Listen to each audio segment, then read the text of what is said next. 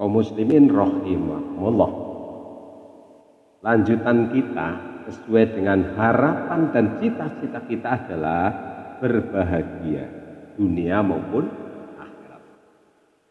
Kita sering setiap hari berdoa yang dikenal dengan doa satu jagat, Rabbana atina fid dunya hasanah wa fil akhirati hasanah wa qina adzabannar.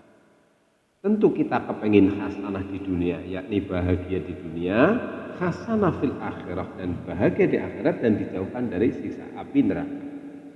Apakah hanya dengan ucapan, dengan doa-doa itu saja? Tentu ada perwujudan, pengamalan, pengejawantahan atau aplikasi dalam kehidupan kita sehari-hari. Iya toh, kalau kita hanya berdoa tanpa ada gerakan-gerakan atau amalan-amalan yang kita lakukan, tentu tidak akan terwujud. Ibarat kita mau belanja ke pasar. Kalau kita hanya ucapkan saya mau ke pasar beli A, B, C dan sebagainya, hanya dihitung, tidak segera berangkat ke pasar, tidak belanja ke pasar, tentu kita tidak akan mendapatkan apa yang kita beli atau yang kebutuhan yang kita butuhkan. Nah, untuk mendapatkan itu ada tindakan. Maka untuk bahagia dunia akhirat, di samping doa itu kita wujudkan. Nah, satu di antara kita adalah kita harus punya iman dan takwa. Orang yang beriman dan bertakwa tentu amalan-amalannya atau perilakunya tauhid.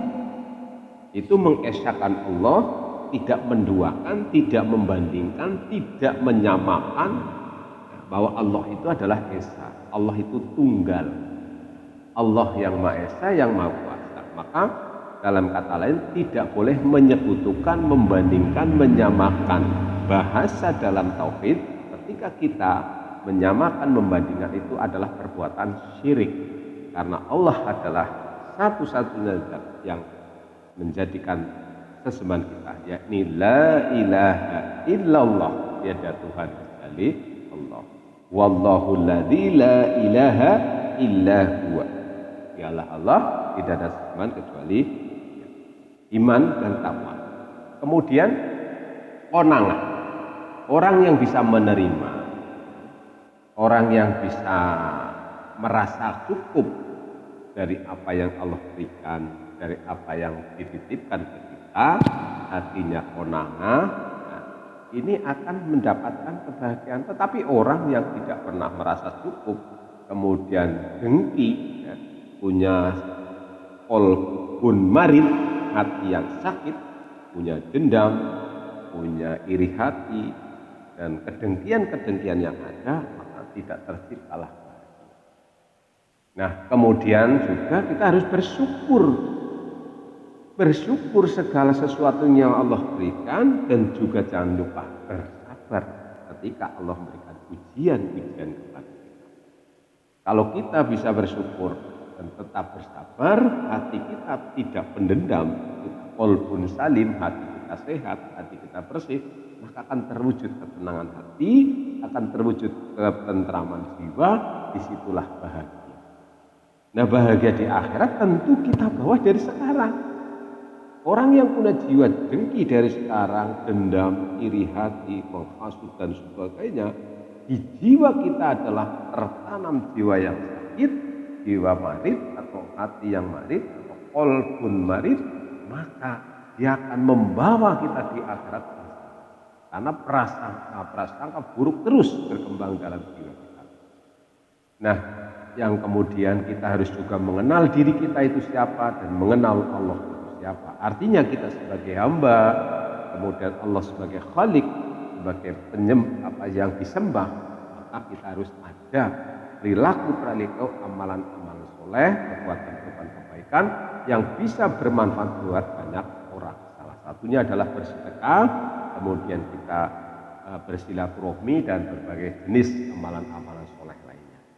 Nah, yang tidak bisa kita lupakan tentu sholat kita harus dijaga, karena ini adalah tiangnya, ini adalah pondasinya. Nah, kalau bisa seperti itu, kita akan selalu ingat kepada Allah, sebagaimana dalam surat Ar-Ra'd ayat 28, ya.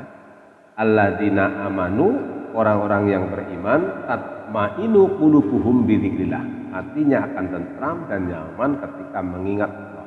Ala bidzikrillah tatmainul qulub. Ketahuilah dengan mengingat Allah hati akan menjadi tenang.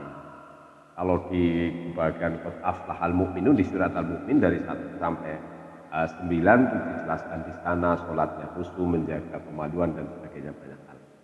Jadi inilah yang perlu kita pegangi, kita pedomani bahwa untuk menjadikan kita bahagia dunia dan akhirat tentu kita harus usaha agar perilaku, amalan dan juga prasangka baik kepada Allah dan juga kepada sesama.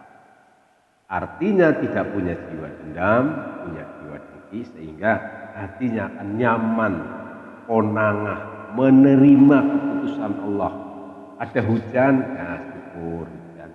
Terang, alhamdulillah. Nah yang terjadi kita kadang Allah itu dipaksa sesuai kehendak kita. Waduh hujan, kecewa. Waduh terang, kecewa. Kalau seolah-olah itu nafsu kita harus keturutan terus. Keinginan kita harus terpenuhi terus. Nah ini padahal kita harus mengikuti keputusan Allah, menerima keputusan Allah. Kalau bisa seperti itu, yakin kita akan bahagia dunia akhirat.